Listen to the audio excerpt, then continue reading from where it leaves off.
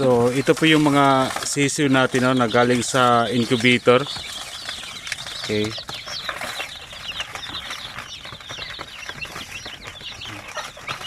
Yung mga maitim dyan, yan po yung mga sampin. So yung abuhin, basilan, yung iba yung mga shamuasel.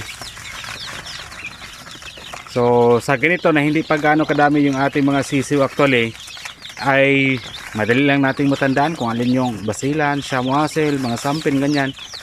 Madali lang, pero kung 1,000 to, hindi siguro ganito yung aking setup.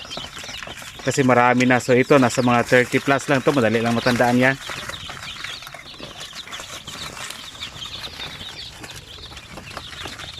Anyway, okay naman sila lahat, oh. Yung nakita nyo, baka magtaka kayo bakit may malaki dito. Nagkuha ako doon sa kabila ng mga 2 weeks old para mag-guide sa kanila yung kumakain sila, kung saan sila mag-inom. Kasi walang inahin kasi ito eh. Kung isa-isahin kasi natin naturuan sila mag-inom ng mga vitamins, ng tubig, abutan tayo ng siyam-siyam, nakakapagod. So yan lang yung paraan ko na kumukuha ako dyan sa iba. Yung marunong na mag-inom ng tubig, ayan. Kumbaga yung dalawa dito sila yung nag-guide sa ibang mga sisiw. Hindi pa naman yan sila mag-away-away kasi bata pa yan. Isa, dalawa. Dalawang malalaki yung nilagay ko dyan.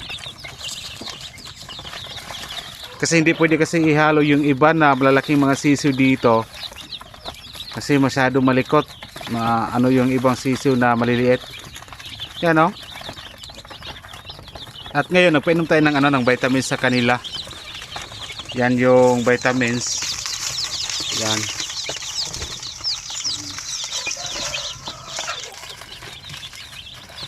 Actually may nabawas dito pero hindi siya gaano kadami naman. Konti lang naman yung nabawas dito.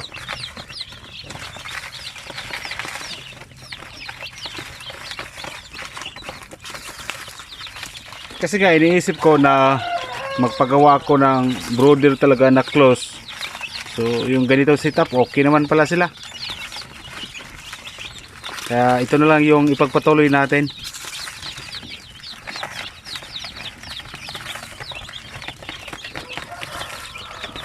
Ganda nila tingnan .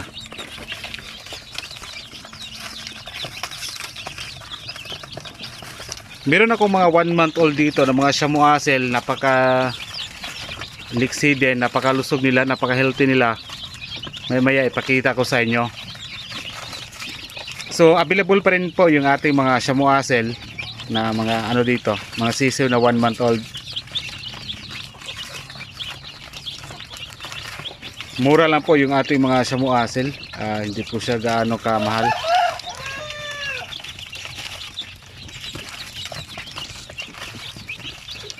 Kumakaskas na yung ibang mga sisiw dito.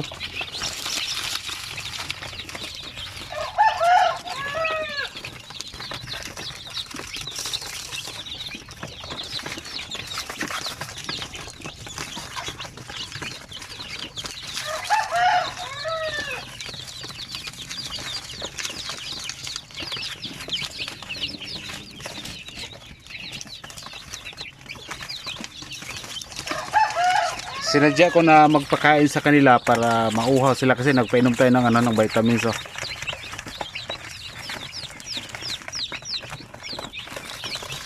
Dito mga nasa 35 lang ata to kasi nabawasan po sila ng 3.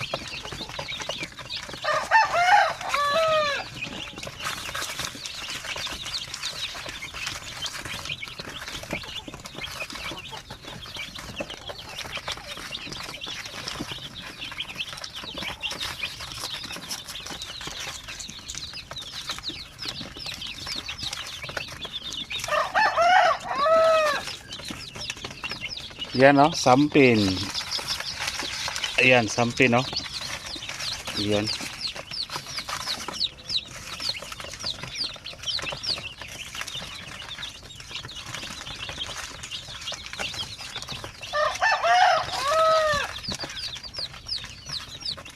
Ipakita ko sa inyo yung mag 2 months old na mga sampin ko dito na ibiyahin natin sa Tagum. Isang OFW si Serene Equina. Malapit na. Okay. So dito yung tingnan natin ha. Dito yung mga ayan no. Mag 2 months old ngayong December 27. So sabi kasi niya pag after Pasko daw i-ano natin sa kanya. Pero yan no, napakaganda.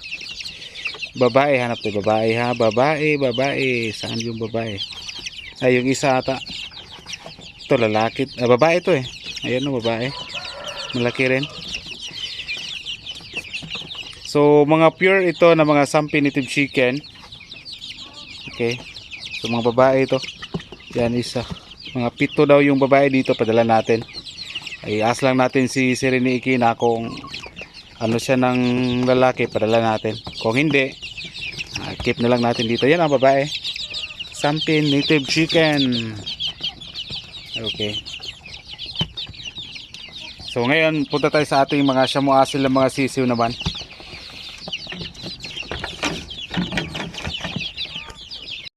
So ito na po yung ating mga makulit na mga Shamu Asil. 1 month old pa lang ito sila. Sobrang kulit. Walang mahina dito mga Shamu Asil. Bigyan natin ng pagkain. Oh, di ba?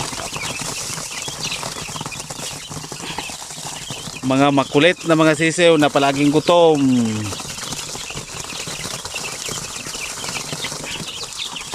Yan o. 1 month old na sila ngayon. 19 kasi ngayon eh. December 19. Sige, kain.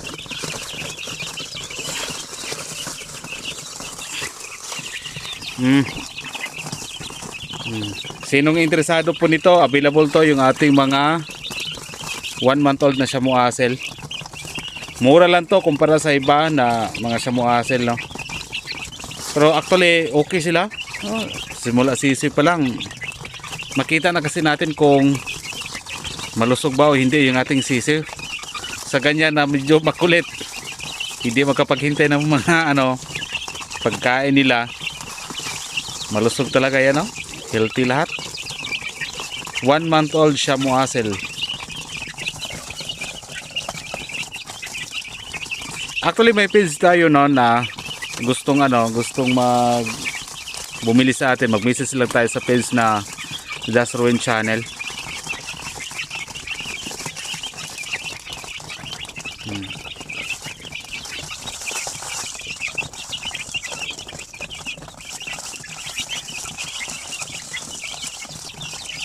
Kita nyo, wala talaga mahina dito. Lahat aktibo sa pagkain, basta pagkain na ang ilalagay. Shoutout din pala no sa ating isa na naka-follow sa atin, si Sir Limuel Gamboa. Isa din siyang OFW na gusto siyang bumili sa atin ng mga basilan RTL basilan RTB. Gusto siyang bumili, meron tayo niyan available, RTL and RTB na basilan. So, shout out Sir Limuel Gamboa, isang OFW from US ata siya. Sobrang bait ni Sir. Ang haba ng mga pinag-usapan namin about sa negosyo ng mga native chicken tungkol sa sampin. Ayan. Nag-offer kasi sa akin na na bibili sa akin ng ng basilan. Tapos kinakausap ko siya about sa mga native chicken. Yung potential ng native chicken na pwede natin gawin siyang negosyo, ganun, di ba?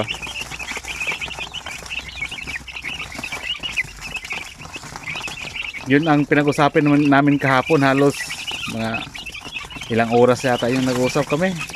Nag-video call kami.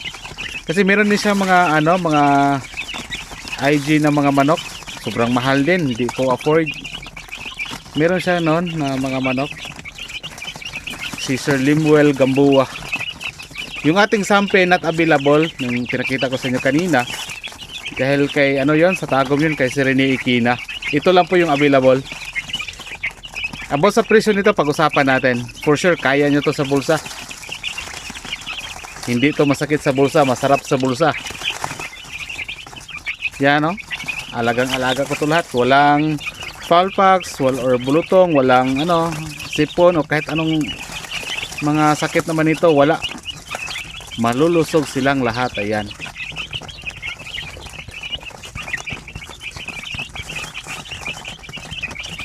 Lakas pang kumain. Integra 2000 yung ano pinapakain ko. Kasi mahal ang Integra 1000. Kahit ano-ano naman yung pinapakain natin dito, di ba?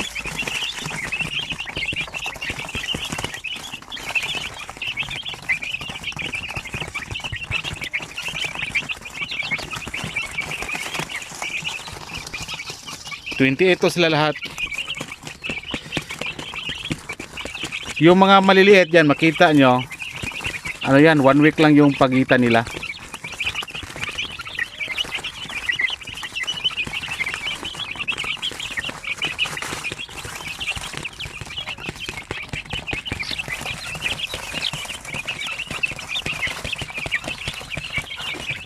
So yan, kung sinong interesado, mag-alaga ng Shamu Hassel,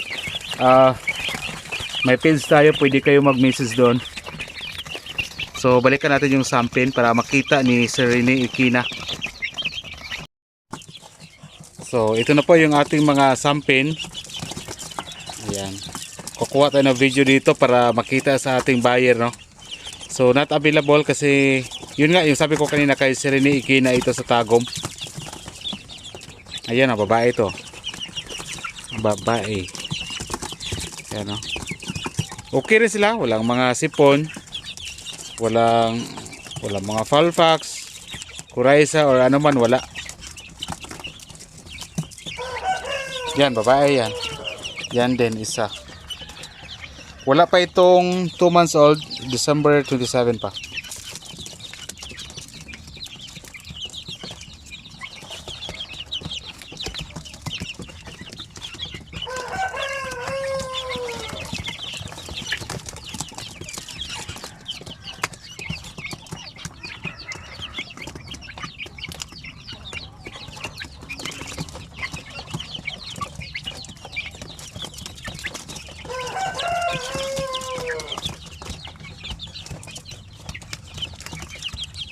Pag nandito ako tanghali, pwede sila makakain. So kapag wala ako dito, yung nag-alaga sa ating mga manok, pinapakain niya to mga tanghali. Ito lang sila mga sisi, pero yung iba hindi na.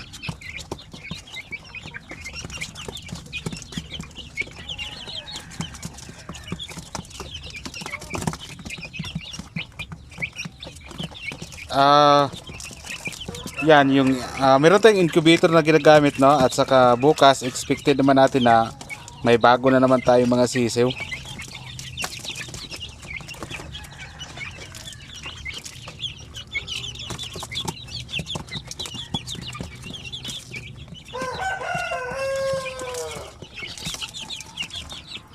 So sa iba, no, na hindi natin mapagbigyan at yung iba na hindi natin talaga kayang ma-replyan, pasensya na po kayo.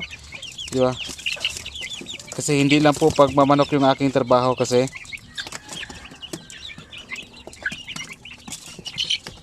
Sa sampin ngayon, short ako sa sampin.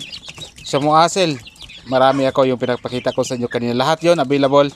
Even yung mga sisiw na nandyan, available. Except lang sa sampin kasi pinaano ko na muna yung unang nagpa-reserve sa atin. Pina-priority ko muna.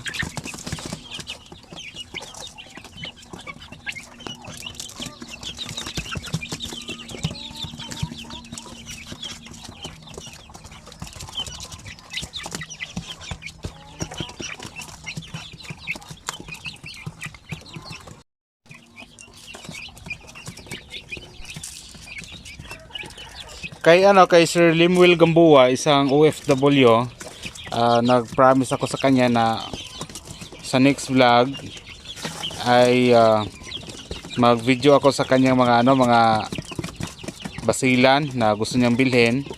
Siguro bukas na lang siguro, sir, kasi yung aking tauhan ngayon umalis, so mahirap magkuha ng video kung ako lang mag-isa. Masyadong malikot kuna ng video yung ating mga basilan doon, no, sa RenseNet.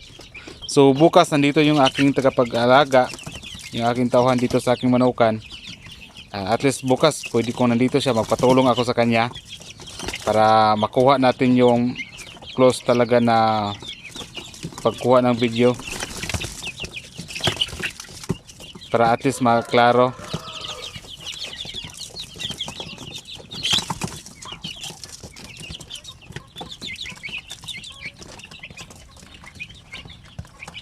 Mabilis lang ma-sold out yung aking mga sampin. Dami pang nag-inquire, hindi natin kaya kasi nga wala naman tayong maraming pera panimula ng isang malaking manukan talaga. Wala naman tayong ganong halaga. Yung sa atin parang backyard nga lang itong sa atin eh. Hindi gaano kadami ang ating sampin. Hindi tulad sa iba na umabot ng hundreds, sa atin na mga ilan lang. Hindi nga umabot yung ating breeder na sampin na 50. But at least no, nakatry tayo na mag-ship sa Luzon, Visayas at Mindanao. Mga estudyante sa kanilang mga thesis project nila, at least napagbigyan natin sila.